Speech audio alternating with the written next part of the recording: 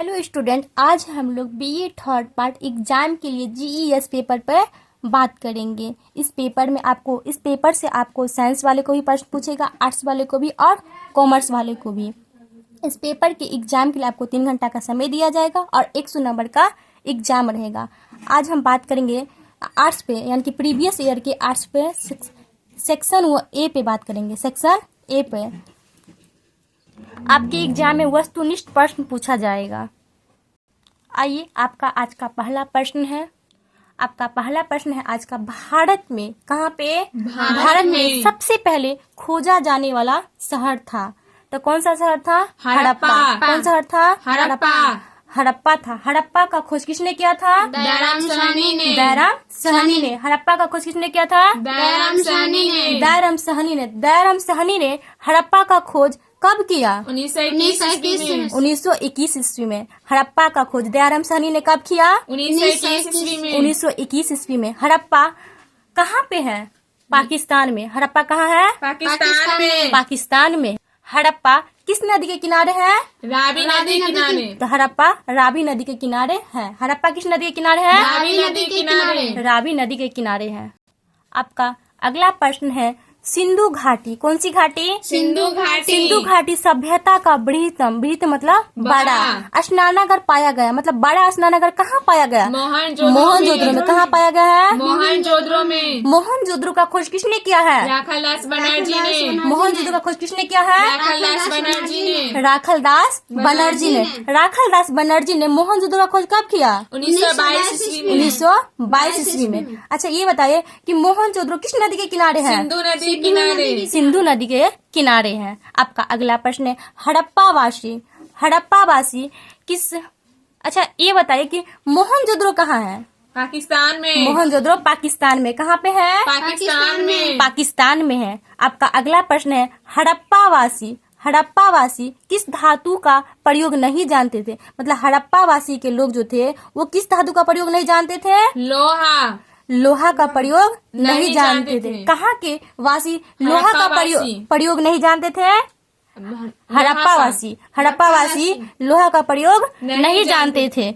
तो जानते क्या चीज का प्रयोग जानते थे?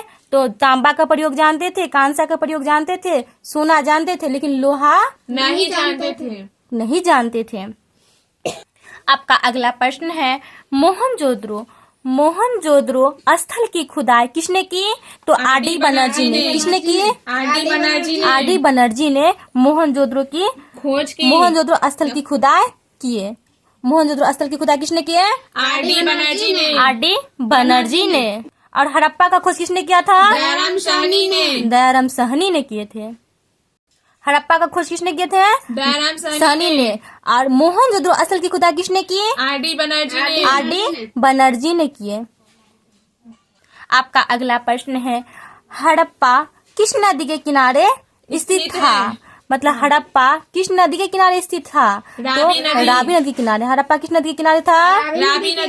रावी नदी के किनारे था। आपका अगला प्रश्न है, सिंधु घाटी के किस स्थल पे बंदरगाह पाया गया है? तो किस स्थल पे पाया गया है?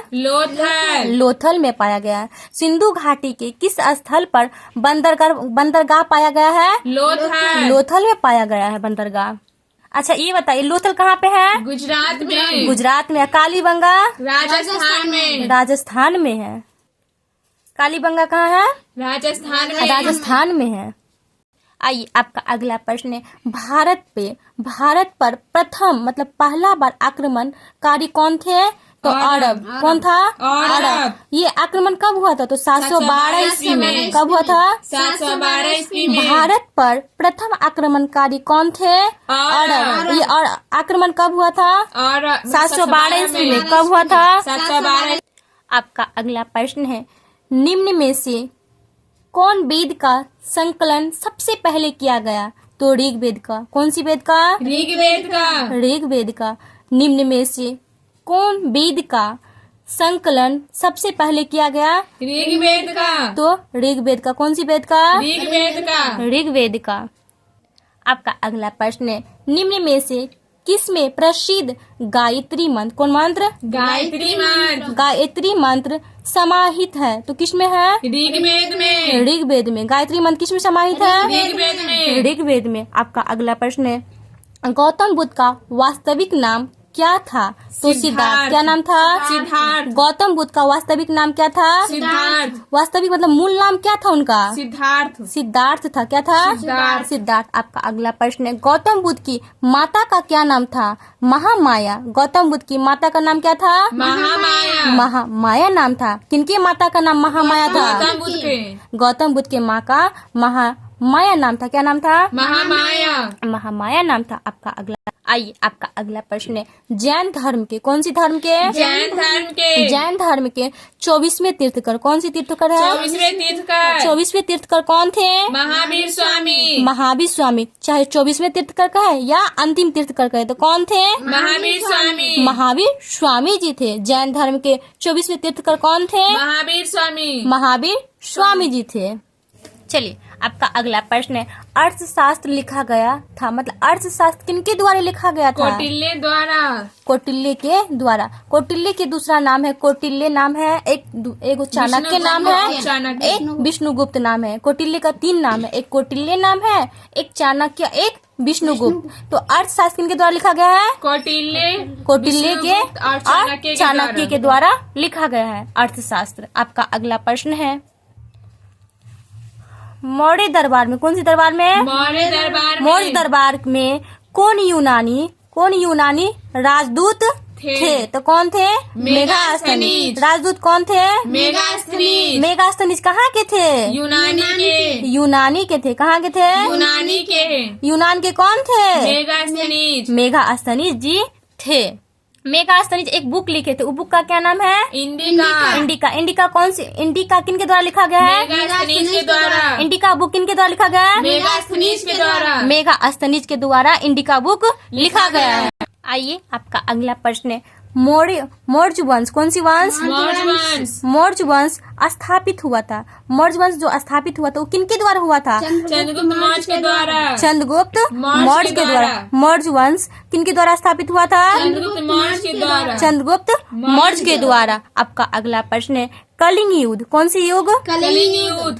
कलिंग युद्ध किस भारतीय शासक ने लड़ा था? मतलब कलिंग युद्ध, कौन सी युद्ध? कलिंग युद्ध किस भारतीय शासक ने लड़ा था? तो कौन सी भारतीय शासक लड़ा था?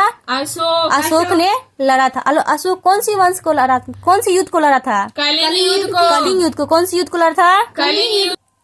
आपका अगला प्रश्न है, भारतीय नेपोलियन के रूप में किसे जाना जाता है? तो समुद्रगुप्त को। किसे जाना जाता है? समुद्रगुप्त को। भारतीय नेपोलियन के रूप में कौन सी रूप में? भारतीय नेपोलियन के रूप में। भारतीय नेपोलियन के रूप में किसे जाना जाता है? समुद्रगुप्त को। समुद्रगुप्त को जाना। आपका अगला प्रश्न है, भारतीय इतिहास में, कौन सी इतिहास में? भारतीय इतिहास में। भारतीय इतिहास में किसका शासन काल स्वर्ण युग है? कौन सी युग है? स्वर्ण युग के रूप में पुकारा जाता है। तो गुप्त साम्राज्य को। किसको पुकारा जाता है? गुप्त साम्राज्य को। गुप्त साम्राज्य को। भारतीय इतिहास में किसका शासनकाल स्वर्ण युग के रूप में पुकारा जाता है? गुप्त साम्राज्य को। तो गुप्त साम्राज्य को। आपका अगला प्रश्न है, हर्षवर्धन पराजित हुआ था, मतलब हर्षवर्धन किनके द्वारा पराजित हुआ था? पुलकेशिन द्वितीय के द्वारा। पुलकेशिन द्वितीय के द्वारा हर्षवर्धन पराजित हुआ था। हर्षवर्धन पराजित हुआ था। हर्षवर्धन किनके द्वारा पराजित हुआ था? पुलकेशिन द्वितीय के द्वारा। पुलकेशिन द्वितीय के द्वारा। द्वितीय के। आपका अगला प्रश्न है, गुलाम वंश का संस्थापक कौन था? कुतुबुद्दीन ऐबक। कुतुबुद्दीन ऐबक जी थे। गुलाम वंश का संस्थापक कौन था? कुतुबुद्दीन ऐबक। कुतुबुद्दीन ऐबक।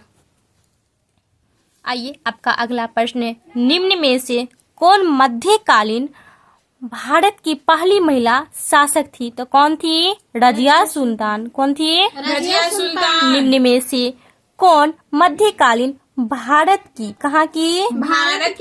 भारत की पहली महिला शासक थी? कौन थी? तो रजिया सुल्तान। रजिया सुल्तान थी। कौन थी? रजिया सुल्तान। रजिया सुल्तान भारत की पहली महिला क्या थी? शासक थी। भारत की पहली महिला शासक कौन थी? रजिया सुल्तान। रजिया सुल्तान थी। आइए आपका अगला प्रश्न है, यात्री इब्न बतूता किस स्थान से भारत आया था? मोरक्को से। मोरक्को से आया था। यात्री इब्न बतूता किस स्थान से भारत आया था? मोरक्को से। मोरक्को से आया था। आइए आपका अगला प्रश्न है, किस शासक ने अपनी राजधानी को दिल्ली से, कहाँ से? दिल्ली से दौलताबाद स्थानांतरित किया? तो मोहम्मद बिन तुगलक ने। किस शासक ने अपनी राजधानी को दिल्ली से दौलताबाद स्थानांतरित किया? तो मोहम्मद बिन तुगलक ने। आइए आपका अगला प्रश्न है, बाबरनामा किसने लिखा था? बाबर ने मतलब वो अपने नाम पे ही लिख के गए थे। बाबरनामा किसने लिखा? बाबरनामा किसने लिखी? तो बाबर ने लिखी। वो अपने नाम पे ही लिखे गए थे बाबरनामा। तो बाबरनामा किसने लिखी है? बाबर ने। आपका अगला प्रश्न है, बक्सर की लड़ाई, कौन सी लड़ाई? बक्सर की लड़ाई कब लड़ी गई? तो 1764 ईस्वी में। बक्सर की लड़ाई कब लड़ी गई? 1764 ईस्वी में। कौन सी लड़ाई लड़ी गई थी? बक्सर की लड़ाई लड़ी गई थी। आपका अगला प्रश्न है, पलासी के युद्ध, कौन सी युद्ध है? पलासी के युद्ध। अच्छा ये बताइए आप लोग कि पलासी का युद्ध कब हुआ है? 1757 ईस्वी में। पलासी के युद्ध के समय बंगाल का नवाब कौन था? सिराजुद्दौला था। कौन था? सिराजुद्दौला। पलासी के युद्ध के समय बंगाल का नवाब, कहाँ का नवाब? बंगाल का नवाब कौन था? सिराजुद्दौला था। अब पलासी का युद्ध कब हुआ था? 1757 ईस्वी में हुआ था। आपका अगला प्रश्न है, 1857 की क्रांति के दौरान भारत का गवर्नर जनरल कौन था? तो लॉर्ड कैनिंग था। कौन था? लॉर्ड कैनिंग था। 1857 ईस्वी के क्रांति के दौरान भारत का गवर्नर जनरल कौन था? लॉर्ड कैनिंग था। आपका अगला प्रश्न है, सत्यशोधक समाज स्थापित किया गया था। मतलब सत्यशोधक समाज स्थापित किनके द्वारा किया गया था? ज्योतिराव फूले के द्वारा। तो ज्योतिराव फूले के द्वारा स्थापित किया गया था। आपका अगला प्रश्न है, निम्न में से किस सुधारक ने आर्य समाज की, कौन सी समाज की? आर्य समाज की स्थापना की थी? तो स्वामी दयानंद सरस्वती ने। किसने किए थे? स्वामी दयानंद सरस्वती ने। आर्य साम्राज्य की स्थापना किसने किए थे? स्वामी दयानंद सरस्वती ने। आपका अगला प्रश्न है, भारत में आपातकाल स्थिति की घोषणा किस वर्ष हुई थी? तो 1975 में। कब हुई थी? 1975। भारत में आपातकाल स्थिति की घोषणा किस वर्ष की गई थी? 1975 ईस्वी में हुई थी। आपका अगला प्रश्न है, निम्न में से कौन राज्य के राज्यपाल को उसके कार्यालय से हटा सकता है? तो राष्ट्रपति। कौन हटा सकता है? राष्ट्रपति ने। निम्न में से कौन राज्य के राज्यपाल को उसके कार्यालय से हटा सकता है? राष्ट्रपति ने। आपका अगला प्रश्न है, भारत का संविधान है, मतलब भारत का संविधान कैसा है? न तो कठोर है और न लचीला। नहीं कठोर है और नहीं लचीला। भारत का संविधान कैसा है? न तो कठोर और न ही लचीला है। आइए आपका अगला प्रश्न है, निम्न में से कौन भारतीय संविधान की एकात्मक विशेषता को दर्शाता है?